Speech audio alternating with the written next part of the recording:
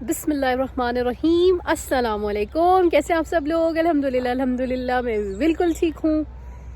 اچھا، آج تھوڑا سا ڈفرینس جو ہے استغفار میں اور خشیت میں، کہ ایک ہوتی ہے توبہ اور ایک ہوتی ہے خشیت. تو ان دونوں میں کیا ڈفرینس ہے؟ توبہ استغفار، انسان توبہ کہتا ہے کہ اللہ مجھے معاف فرما دیں، اور خشیت میں جب انسان روتا ہے، خشیت میں جب انسان معافی مانگتا ہے، تو اس کی نیت یہ ہوتی ہے کہ رب اس سے ناراض نہ ہو جائے. مولانا رومی کا ایک واقعہ ہے جو میں آپ لوگوں سے شیئر کرتی ہوں. کہ ایک عورت تھی جو کہ بھیک مانگا کرتی تھی. تو ایک دن وہ بھیک مانگتے مانگتے بادشاہ کے دربار میں بھی گئی، تو وہ بادشاہ کو پسند آ گئی. اس نے اس سے نکاح کر لیا، یعنی کہ اب وہ بھکارن سے ملکہ بن گئی. ٹھیک ہے، اس کا اسٹیٹس اور اس کا لیول اتنا زیادہ بڑھ گیا. تو ہوا ایسے کہ وہ ہر ٹائم روتی رہتی تھی.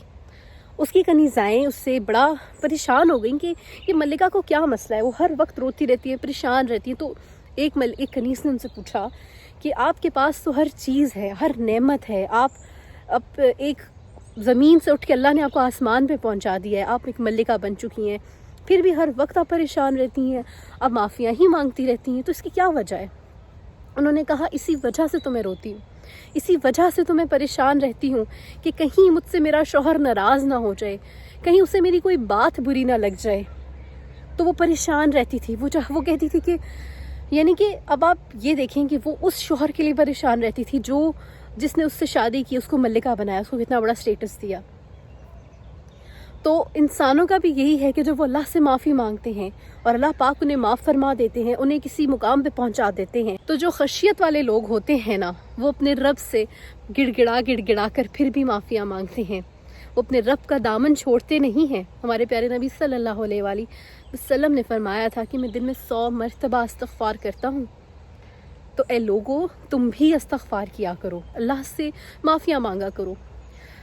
اور یہ کہتے ہیں کہ جب آپ دنیا والوں کو اپنے دکھ بتائیں گے نا، تو اللہ پاک آپ کو کبھی غنی نہیں کریں گے. پر جب آپ اپنے دکھ اللہ پاک کو بتائیں گے تو اللہ پاک آپ کو دنیا والوں سے بے نیاز فرما دیں گے. کتنی بڑی بات ہے کہ ہم دکھ دنیا والوں کو سناتے ہیں جو کچھ کر نہیں سکتے.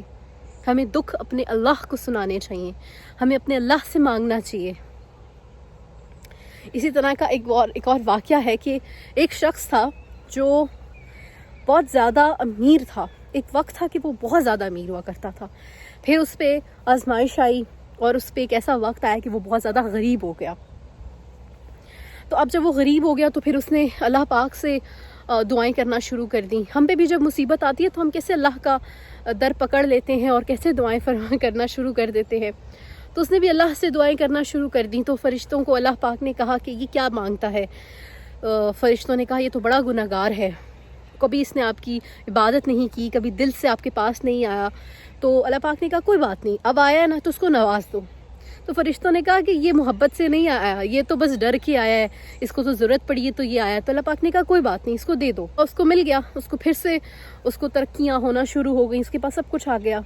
کچھ عرصہ گزرا تو اس پہ پھر آزمائش کا وقت آیا. اس کے ساتھ پھر برا ہوا، کیونکہ وہ پھر اپنی برائیوں میں، گناہوں میں انوالو ہو چکا تھا. اور ہمیں اپنے گناہوں کے سبب ہی تو آزمائش آتی ہے.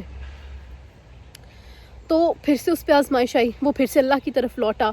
ایسے کہتے ہیں کرتے کرتے کوئی 70 مرتبہ وہ اللہ کے پاس آیا. 70 مرتبہ اس نے توبہ کی، 70 مرتبہ اس نے وہ توبہ توڑ دی. استغفار اس نے کیا، اللہ نے معاف کیا، اور پھر سے وہ اسی غلط رستوں پہ لگ گیا.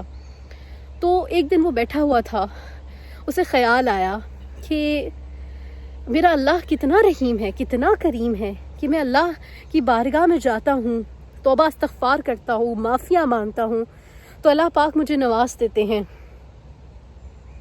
اور میں پھر سے اپنی اسی روٹین میں واپس آ جاتا ہوں. تو وہ اٹھا، اس نے وضو کیا، اس نے نماز ادا کی. تو اللہ پاک نے اپنے فرشتوں کو کہا کہ آج آسمان کے دروازے کھول کے دیکھو، میرا بندہ میری محبت میں میرے پاس آیا ہے. تو اللہ پاک کتنا خوش ہوتے ہیں، ہم سے کتنا پراؤڈ فیل کرتے ہیں. تو فرشتوں نے کہا اللہ پاک آج آپ اس کو کیا نوازیں گے؟ پہلے تو یہ جو مانگتا تھا آپ اس کو دیکھتے تھے. تو اللہ پاک نے کہا آج میں اس کو بے حساب جنت عطا کروں گا. آج میں اس کو معاف کرتا ہوں اور میں اس کو جنت عطا کرتا ہوں.